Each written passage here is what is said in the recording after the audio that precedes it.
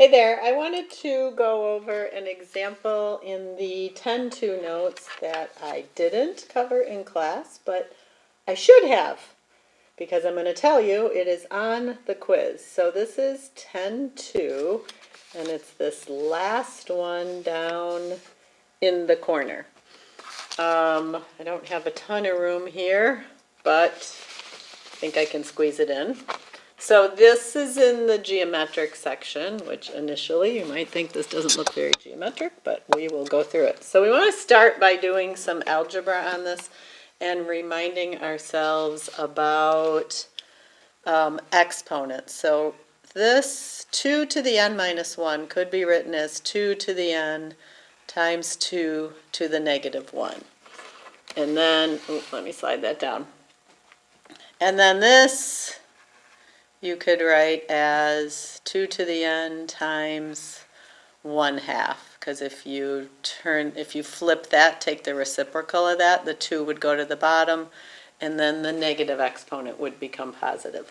So we are going to do that with all of this. I'm not going to use exactly proper documentation here because I'm not going to write the summation symbol all the way through, but I'll put it back in on the end.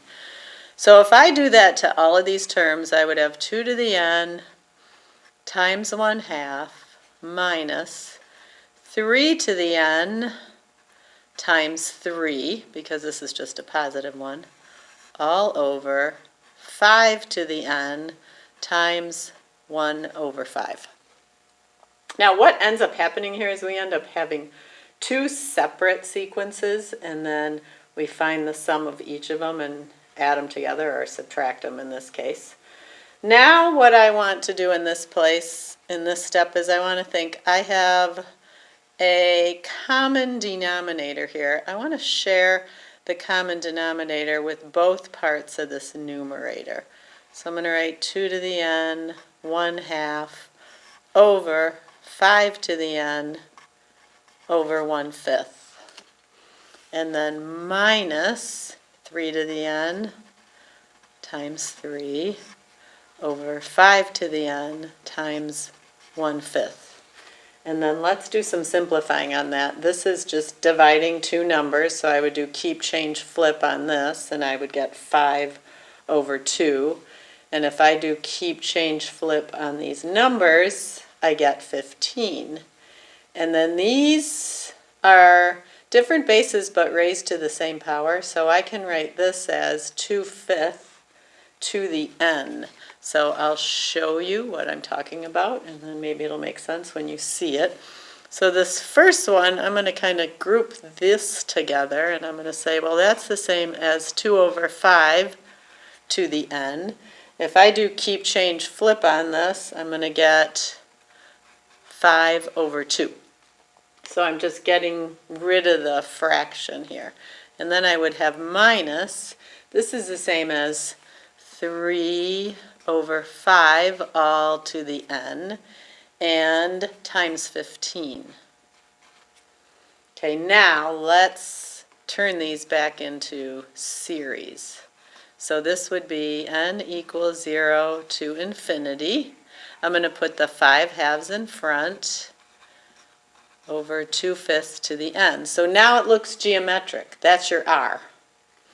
And if n was 0, this whole term would become 1 times 5 over 2. So my first term here will be 5 over 2. And then let's write this as a series. N equals 0 to infinity. I'm going to put the 15 in front and the 3/5 to the n. So this series, my r, is 3/5.